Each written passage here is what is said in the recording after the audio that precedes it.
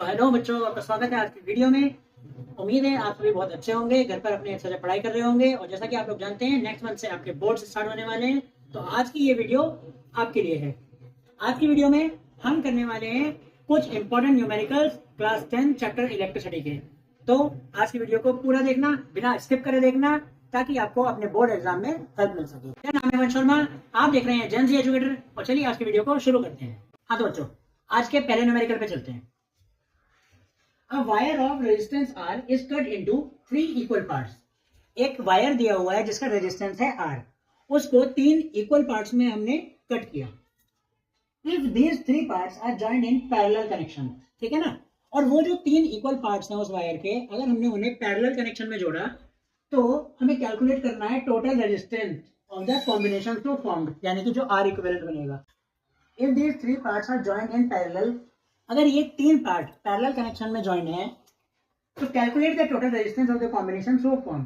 तो जो कॉम्बिनेशन, जो सर्किट हमारा बनेगा पैरेलल कनेक्शन का, उसका जो टोटल रेजिस्टेंस निकलेगा यानी कि आर इक्विवेलेंट, वो क्या होगा।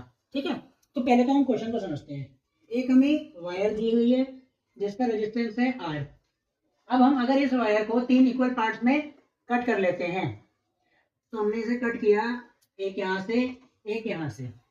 ठीक है, तो अगर हम इस वायर को 3 इक्वल पार्ट में कट करेंगे तो इसका जो रेजिस्टेंस है वो भी आपका डिवाइड हो जाएगा। तो यानी कि 1/3 सब में हो जाएगा। मतलब R/3 रेजिस्टेंस इसका हो गया, R/3 इसका हो गया, R/3 इसका हो गया। ये तो हमें पता चल गया।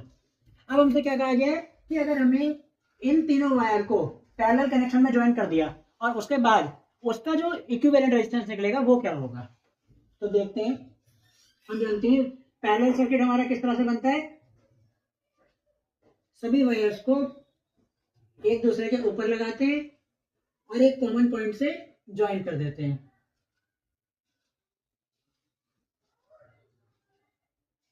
कुछ इस तरह, ठीक है ना।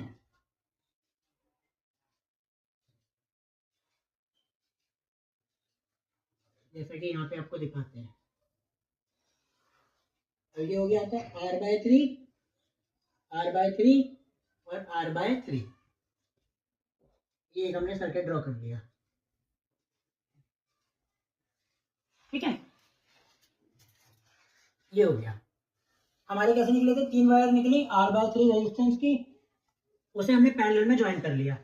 अब हम जानते हैं पैरेलल रेजिस्टेंस निकालने के लिए फॉर्मूला क्या होता है हमारा, 1 में R इक्विवेलेंट इक्वल में 1 में R1 प्लस 1 में R2 प्लस 1 में R3। ठीक है, इतना हो गया। अब हम यहाँ पे इनकी वैल्यूज पुट करेंगे। वैल्यूज पुट करते हैं। 1 में R इक्विवेलेंट इक्वल में 1 में क्या दे रखा है, R/3, R/3 प्लस 1 में R/3 प्लस 1 में R/3। ठीक है, अब हम जानते हैं कि अगर फ्रैक्शन में कोई डिवाइड होती है तो वो रेसिप्रोकल हो जाता है उसका, और जो डिनोमिनेटर होता है वो न्यूमरेटर में चला जाता है। तो नीचे क्या आ जाएगा, 3 में R प्लस 3 में R प्लस 3 में R। ये सॉल्व करेंगे, R डिनोमिनेटर कॉमन आ गया, अपॉन 3 3 3 9 आ गए, 1 में R इक्विवेलेंट। लेकिन यहाँ पर आंसर खत्म नहीं होता है, यहाँ पर अधिकतर बच्चे गलती करते हैं। पैरेलल कनेक्शन का हमेशा रेजिस्टेंस निकालते हुए जब लास्ट का पॉइंट आता है 1 में R इक्विवेलेंट, यहाँ पर हमें R इक्विवेलेंट की वैल्यू निकालनी है। और अभी आपका 1/R इक्विवेलेंट निकला है, तो R इक्विवेलेंट निकालने के लिए हमें ऐसे क्रॉस मल्टीप्लाई करना है। क्रॉस मल्टीप्लाई करेंगे तो क्या आएगा आंसर आपका,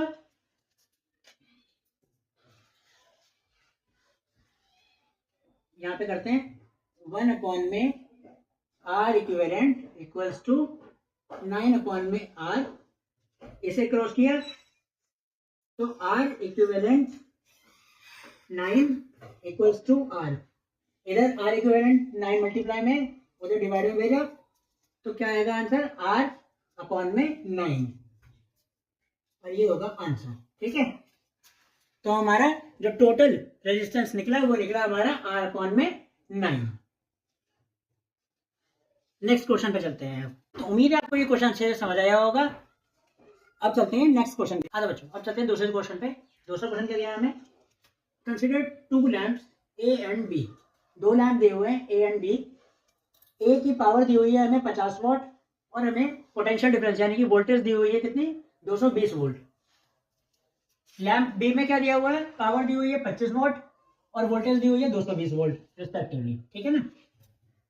अब हमें रेशियो निकालना है रेजिस्टेंस ऑफ टू लैम्प्स, यानी कि लैम्प ए और लैम्प बी का जो रेजिस्टेंस आएगा उन दोनों का रेशियो निकालना है, यानी कि आर ए, आर यहाँ पे रिप्रेजेंट करते हैं रेजिस्टेंस को, आर ए और R A is to R B, ठीक है। तो सबसे पहले तो हमें रेजिस्टेंस निकालना पड़ेगा दोनों लैम्प का। तो बीच में एक डिवाइडर डालते हैं, इधर निकालेंगे लैम्प ए, इधर निकालेंगे लैम्प बी, ठीक है। तो सबसे पहले हमारे पास पहले जो है वो लिख लेते हैं।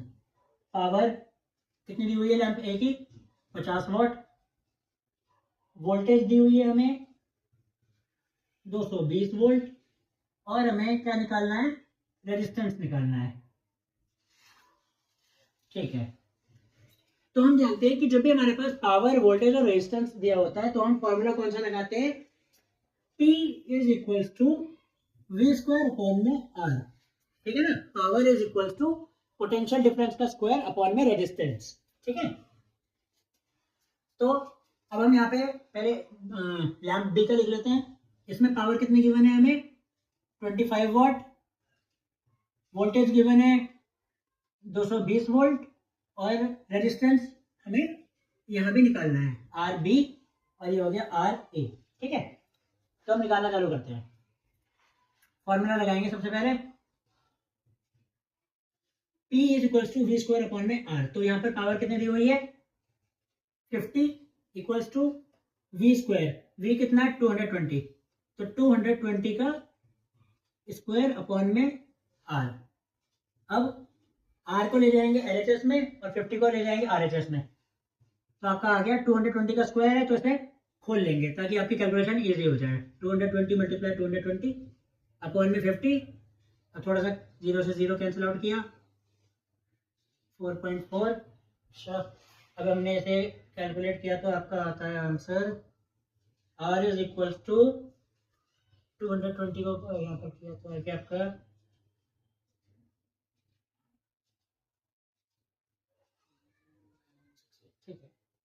968 और लास्ट में आएगा जीरो, जीरो पे पॉइंट लग जाएगा तो आपका 968 ओम। ये आ गया लैम्प ए का रेजिस्टेंस। अब लैम्प बी का भी इसी तरह निकालेंगे।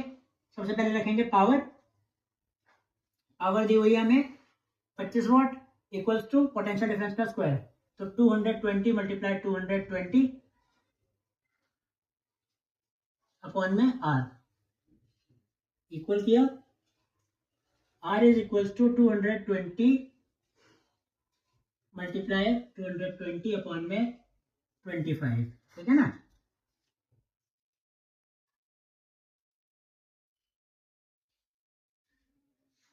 अब 44 से कट करेंगे तो 44 को मल्टीप्लाई करेंगे तो आपका आंसर आएगा कितना?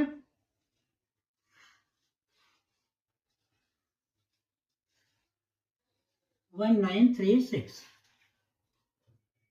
ओम, ठीक है। ये हो गया आपका रेजिस्टेंस लैम्प बी के लिए, ठीक है।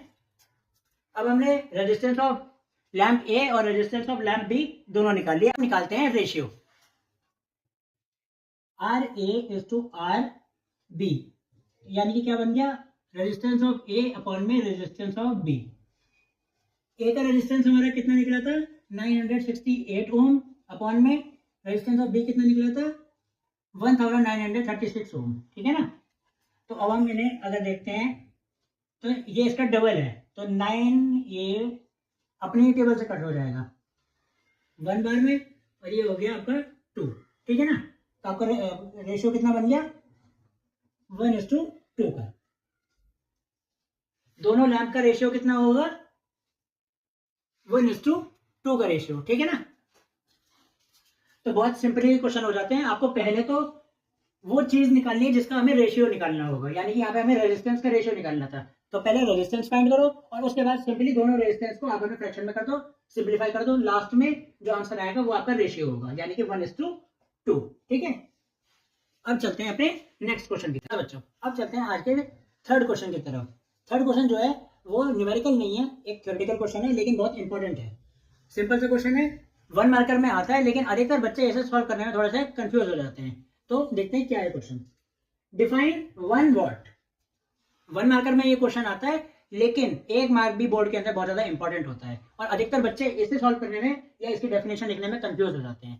तो 1 वॉट हम किसे कहते हैं, पहले समझते हैं कि होता क्या है। 1 वॉट होता है कि जब 1 जूल एनर्जी 1 सेकंड में ट्रांसफर होती है, तो उस समय जो पावर बनती है वो बनती है 1 वॉट। ठीक है ना।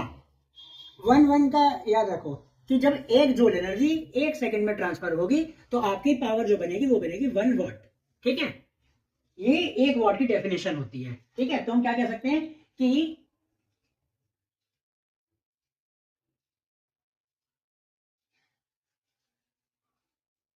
when 1 joule of energy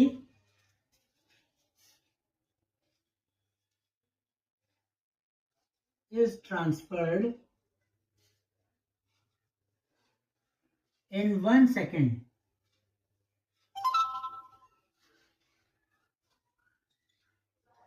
then the power is 1 watt। ठीक है ना। अगर हम इसे रिप्रेजेंट करना चाहें मैथमेटिकली तो कैसे होगा,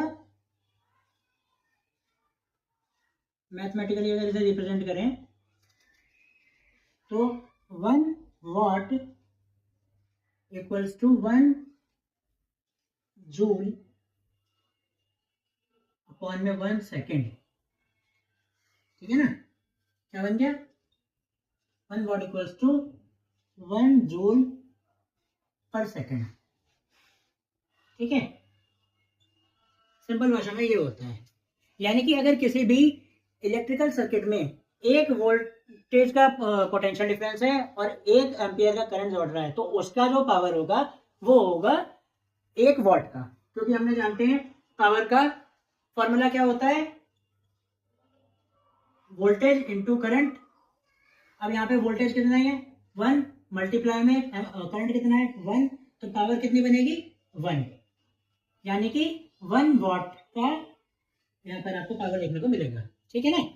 और ये क्वेश्चन जो होते हैं आपके बहुत ज्यादा इंपॉर्टेंट हो जाता है बोर्ड एग्जाम में, अगर आपको आ जाता है तो इसे अच्छे से समझ लीजिएगा। तो बच्चों, आज की वीडियो से आपको कुछ भी सीखने को मिला हो तो इस वीडियो को लाइक करना, अपने दोस्तों को शेयर करना, वीडियो में कमेंट सेक्शन में अपने डाउट्स को पूछना, और चैनल को सब्सक्राइब कर लेना ऐसी और अच्छी और इन्फॉर्मेटिव वीडियोस के लिए।